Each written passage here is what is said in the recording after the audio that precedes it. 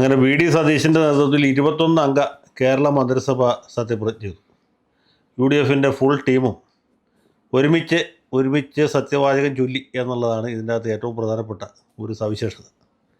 സാധാരണ 2 ഘട്ടമായിട്ടും മറ്റുമൊക്കെയാണ് മന്ത്രിമാരെ തീരുമാനിക്കുകയും വകുപ്പുകൾ വിഭജിച്ചു കൊടുക്കുകയൊക്കെ ചെയ്യുന്നത്. ഇത്തവണ അങ്ങനെയൊന്നും വേണ്ടി വന്നില്ല.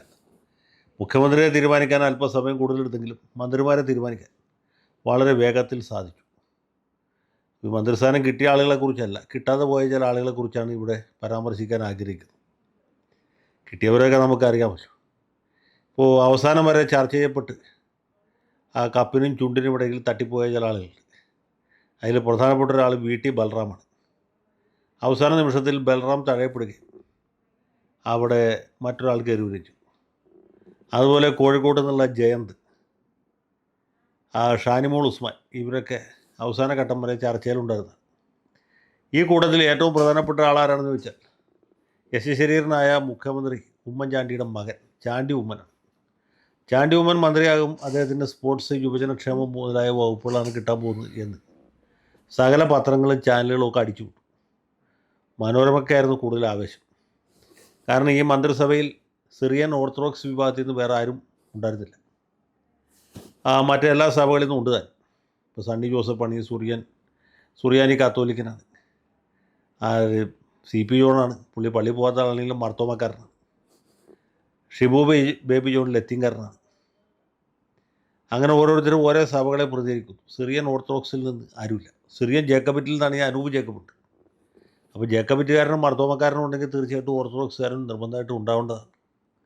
ഇതുവരെയുള്ള നാട്ടുനടപ്പ് അതാണ്, കീഴ്വഴക്കം അതാണ്. ചാണ്ടിക്കുഞ്ഞാണെങ്കിൽ വളരെ മര്യാദക്കാരൻ്റെ സ്ഥലസ്വഭാവികമാണ്. മദ്യപാനമില്ല, പുകവലിയില്ല, സ്ത്രീ വിഷയത്തിൽ ഒരു താല്പര്യവുമില്ല.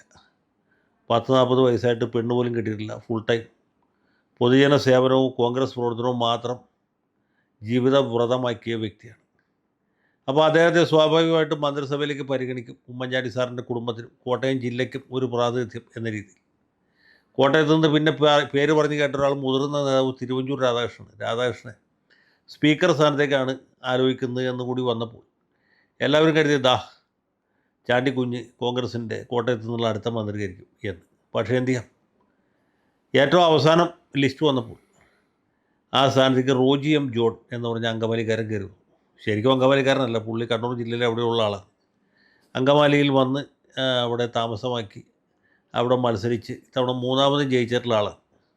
ചാണ്ടിയേക്കാളും കുറച്ചുകൂടി സീനിയറാണെന്ന് പറയാം. പക്ഷേ ഉമ്മൻചാണ്ടി സാറിൻ്റെ മകൻ എന്നുള്ളൊരു ക്വാളിഫിക്കേഷൻ ചാണ്ടിക്കുണ്ട്.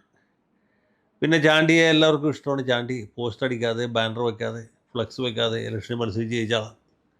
വലിയ ഭൂരിപക്ഷത്തിൽ ജയിച്ച ആളാണ്. 50,000-ൽ പരം വോട്ടിൻ്റെ ഭൂരിപക്ഷത്തിലാണ് ചാണ്ടി പുതുപ്പള്ളിയിൽ നിന്ന് ജയിച്ചത്. അപ്പോൾ ഉമ്മൻചാണ്ടി സാറിൻ്റെ മകൻ എന്നുള്ള നിലയ്ക്ക് പിന്നെ ഒരു ചെറുപ്പക്കാരൻ, യോഗ്യൻ, അവിവാഹിതൻ, സൽസ്വഭാവി എന്നീ പരിഗണനകൾ വെച്ചു ഇദ്ദേഹത്തെ മന്ത്രിയാക്കുന്നതാണ് നമ്മളൊക്കെ കരുതിയെങ്കിലും അവസാനത്തെ ലിസ്റ്റ് വന്നപ്പോൾ ചാണ്ടിയുടെ പേരില്ല, അവിടെ റോജിയുടെ പേര് കയറി. ഇനി കത്തോലിക്ക സഭ വല്ല ആഭിചാരവും നടത്തിയതാണോ നമുക്കറിയില്ല. ഏതായാലും ചാണ്ടി മന്ത്രിയായില്ല. എന്ന് വെച്ചാൽ ചാണ്ടിക്കായാലും നിരാശയൊന്നുമില്ല. ചാണ്ടി ആദ്യമേ തന്നെ പറഞ്ഞു, എന്നെ മന്ത്രിസ്ഥാനത്തേക്കൊന്നും പരിഗണിക്കണ്ട, എനിക്കതൊന്നും ഒരു താല്പര്യവുമില്ല, എനിക്കങ്ങനെ മന്ത്രിയായേ മതിയാവും എന്ന് വാശിയോ ഒന്നുമില്ല, പിടിവാശി ഒട്ടുമില്ല. അതാണ് ചാണ്ടിയെപ്പോലെ ചാണ്ടി മാത്രമേ ഉള്ളൂ നമ്മുടെ നാട്ടിൽ. അദ്ദേഹത്തിന് മന്ത്രിയാകണമെന്ന് താല്പര്യമില്ല. ഉമ്മൻചാണ്ടി സാർ ഇതുപോലെയായിരുന്നു.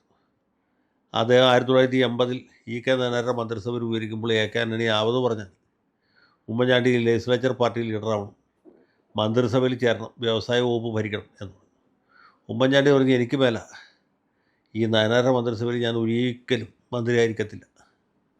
അവസാനം ആന്റണി സഹി കേട്ടു. അങ്ങനെയാണ് PC ചാക്കോന് മന്ത്രിയാക്കി. അതാണ് ഉമ്മൻചാണ്ടിക്ക് മന്ത്രിയാവണമെന്ന് ഒരു നിർബന്ധമില്ല. കരുണാകരൻ്റെ മന്ത്രിസഭയിൽ നിന്ന് രാജിവെച്ച് പോകുന്നതാണ് ഉമ്മൻചാണ്ടി. പിന്നീട് AK ആന്റണി മുഖ്യമന്ത്രിയായപ്പോഴും അദ്ദേഹം മന്ത്രിയാവും കൂട്ടാക്കിയില്ല.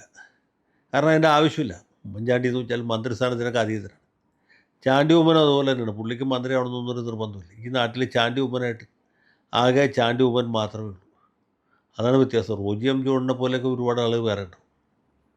KC ജോസഫിനെ പോലെയും അല്ലെങ്കിൽ സണ്ണി ജോസഫിനെ പോലെയും വേറെ ആൾക്കാരുണ്ട്. പക്ഷേ ചാണ്ടി മാത്രം. അതുകൊണ്ട് ചാണ്ടിക്ക് മന്ത്രിസഭയിൽ ഇടം കിട്ടാത്തതിൽ യാതൊരു പരിഭവമില്ല, പിണക്കവുമില്ല, ഒന്നുമില്ല. പുള്ളി ഇതല്ല ഇതിൻ്റെ അപ്പുറം വന്നാലും കുലുങ്ങുന്ന ആളല്ല. കോൺഗ്രസ് പാർട്ടിയെ ശക്തിപ്പെടുത്തും, കോൺഗ്രസിനെ അധികാരത്തിൽ തിരിച്ചുകൊണ്ടുവരും. അതിൽ മാത്രമാണ് പുള്ളിക്ക് ആകെ താല്പര്യമുള്ളത്. തിരിച്ചുകൊണ്ടുവരുന്ന പറഞ്ഞാൽ ഇവിടെ അല്ലട്ടോ, കേന്ദ്രത്തിൽ.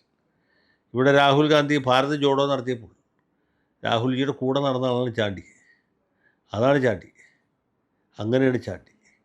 അപ്പോൾ ചാണ്ടിക്ക് ഇനിയിപ്പോൾ എന്താണ് ഒരവസരം എന്ന് ചോദിച്ചാൽ, ഞാൻ നോക്കുമ്പോൾ കാണുന്ന കാഴ്ച നമ്മുടെ KPCC നേതൃത്വം മൊത്തം ലിക്വിഡേറ്റ് ചെയ്യപ്പെട്ടു പോയി എന്നുള്ളതാണ്. KPCC പ്രസിഡന്റ് സണ്ണി ജോസഫും മന്ത്രിയായി.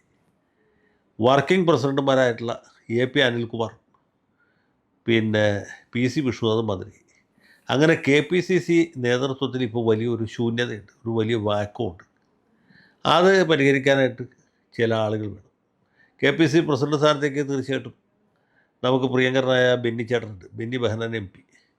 അദ്ദേഹം ഏതാണ്ട് തയ്യാറെടുത്ത് നിൽക്കണം KPCC ശക്തിപ്പെടുത്താനായിട്ട്. അപ്പോൾ അദ്ദേഹത്തോടൊപ്പം പ്രവർത്തിക്കാനായിട്ട് ശേഷിയും ക്ഷേമുഷിയുമുള്ള ഈ കർത്തവ്യ വ്യഗ്രരായിട്ടുള്ള ചില ആളുകൾ ആവശ്യമുണ്ട്. ആ സ്ഥാനത്തേക്ക് പരിഗണിക്കപ്പെടാവുന്ന ഒന്നാമത്തെ പേരാണ് ചാണ്ടി ഉമ്മൻ. കാരണം ചാണ്ടിയെപ്പോലെ ചാണ്ടി മാത്രമേ ഉള്ളൂ. ചാണ്ടി കോൺഗ്രസിന് വേണ്ടി പ്രവർത്തിക്കാൻ തുടങ്ങിയാൽ പിന്നെ ബാക്കി സകല പാർട്ടികളും കച്ചവടം നിർത്തേണ്ടി വരും. അത്രയും ഉഷാറായിട്ടുള്ളൊരു പ്രവർത്തകനാണ് ചാണ്ടി. ചാണ്ടി കഴിഞ്ഞ നിലമ്പൂർ തെരഞ്ഞെടുപ്പിലൊക്കെ നടത്തിയ ഗംഭീരമായ പ്രവർത്തനം നമുക്കറിയാം. ഈ നിയമസഭാ തെരഞ്ഞെടുപ്പിൽ തന്നെ പല മണ്ഡലങ്ങളിലും ചാണ്ടി പര്യടനം നടത്തുകയും അവിടെയൊക്കെ UDFന്, കോൺഗ്രസ്സിന് വലിയ ഭൂരിപക്ഷത്തോട് വിജയിപ്പിക്കുകയും ചെയ്തു.